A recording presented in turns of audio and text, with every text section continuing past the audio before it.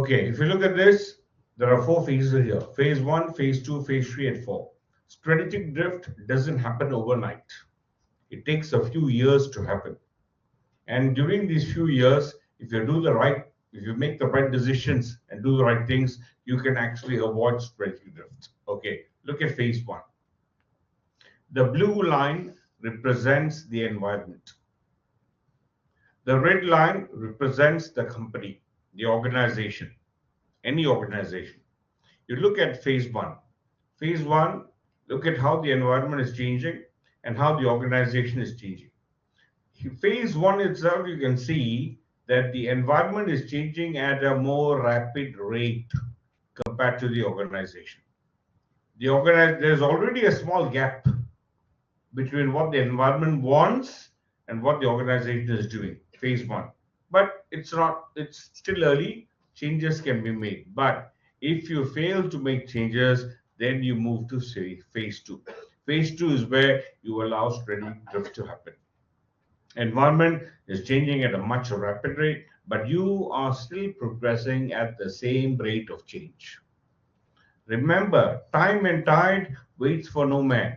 Environment will not wait for any organization. The environment will continuously keep changing. It is for the organization to keep pace. So if you progress at the same pace, then obviously the gap will become bigger and bigger. And eventually, phase 2, strategic drift will set in. At this point, the organization becomes very desperate. They're like, oh my God, we are so irrelevant. We need to do something. They become desperate. And then they try out a range of strategies without thinking properly. And that is the phase 3. That is phase 3. We call it flux.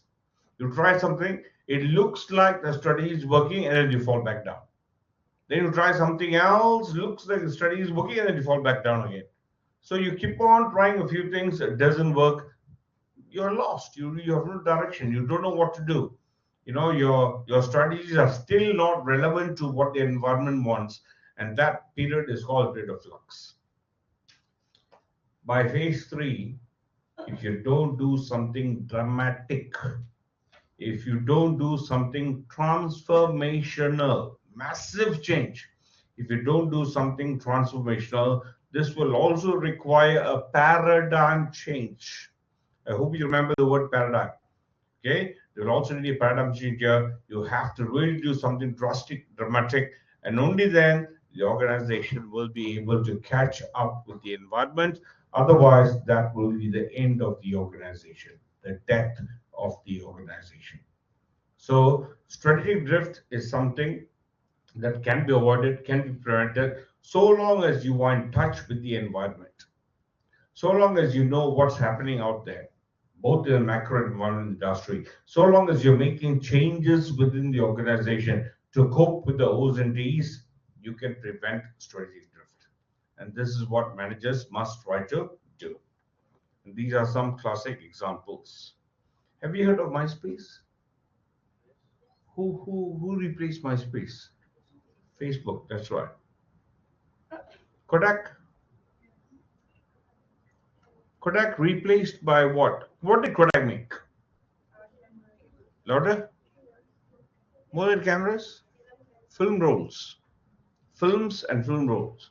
At one time, they had more than 100,000 corporate customers globally. Forget about the individual customers, millions. Corporate customers, more than 100,000 globally. They're like 70 to 80% of the global market share they had. What replaced Kodak?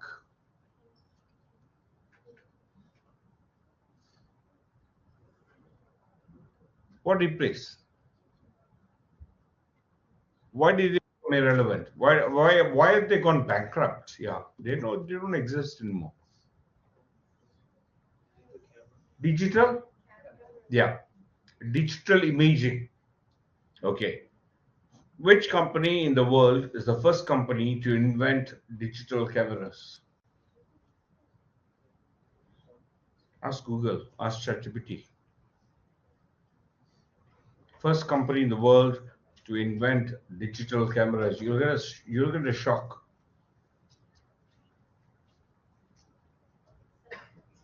Who? Who? Kodak themselves. But they did not believe in that technology. They kept on manufacturing film rolls, physical film rolls. They did not believe that technology. Other companies like Nikon and what I don't know, Nikon and maybe Sony, they believed in that technology. Their own technology killed them because they did not believe in it. They allowed strategic drift to happen. Okay, so just remember the concept of strategic drift. Now we come to an important model called Porter's Diamond. Every model students, the first thing I do is to tell you the purpose of the model. Okay, remember, you should never forget purpose of PESTEL to analyze the macro environment. Porter's five forces to analyze the industry or market or competition. Now, Porter's Diamond. Porter's Diamond, if this model is tested, remember, examiner will want you to compare the industry in one country against another country. For example, compare the car manufacturing industry in Japan against the car manufacturing industry in Germany. So you will see a specific industry there, and you will see at least two countries involved there. Porter's Diamond must come to your mind. Or the examiner could ask you, compare the plantations industry against the tourist industry within Malaysia. So this model can also be used to compare one industry against another within a country. So you can see there are two purposes here. Why is the industry in one country better or worse compared to the same industry in another country? Or why is industry A better than industry B or worse than industry B within the same country? So remember, you can use this model to do country to country comparison or industry to industry comparison. Country to country, listen, country to country, will they ask you to compare the same industry or different industries? Same industry. Within a country, of course, they will ask you to compare different industries. Okay, so that's when you use this model. So Michael Porter, the same person who came up with Porter's five forces, he did a lot of research, global research, and he said there are four reasons why one industry is better than another. Four reasons why one country is better than another for that industry. Four reasons, four determinants, and these are the four reasons. Number one, the sequence is not important, but I prefer you to go in this sequence. Now, one, factor conditions. Two, demand conditions.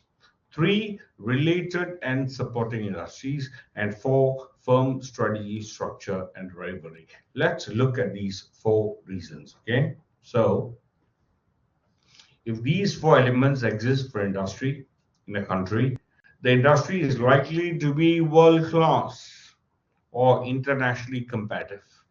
So you'll be given a scenario. Of course, now when the pre-C is out, we'll know the company, we'll know the industry. Then on exam day, examiner might give you more information about another industry in that country or the same industry in another country. And then the examiner might ask you to compare. So you must look for these four items. If these four items exist for the industry, that industry will do really well. If you don't have these four, then the industry ought to struggle. So this is good for governments also. If a government wants to establish a particular industry in a country, they must see that the country possesses these four factors. If a country has these four items or these four elements, then that industry is likely to do well. So let's take a look at number one, factor conditions. Factor conditions, remember, are the inputs, the resources needed for the industry. Mainly money and manpower. Mainly money and manpower.